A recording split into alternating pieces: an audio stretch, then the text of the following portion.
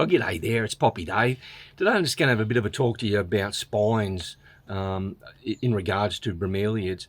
Now, there are definitely some different types of bromeliads and ecmeas and plants like that that have got spines on them that are very, very spiky. So, yeah, if you don't want them in your collection, that's a good call. It's certainly up to each collector what they want in and out of their collection. But I just wanted to show you a range of or some plants that look spiny, but they're not too bad. This particular Neo that I've got in front of me, it's got the little black spines on there. Now they're sticking out. They're not.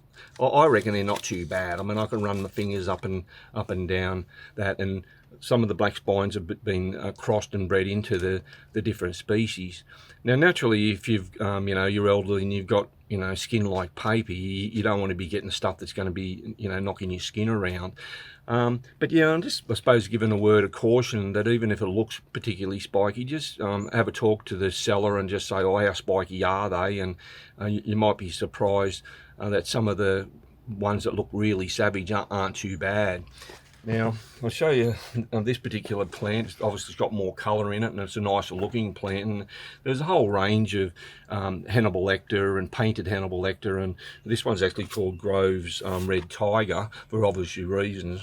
And then tiger's a bit of an indicator with the savage teeth, but it's a little bit spikier than the other one. But I actually find that's not too bad. Like it is definitely spikier than the other one, but I find, yeah, I could sort of live with that.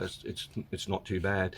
Now, there was a particular plant that's been used in a lot of crossings called carcharodon. Yeah, so that's carcharodon.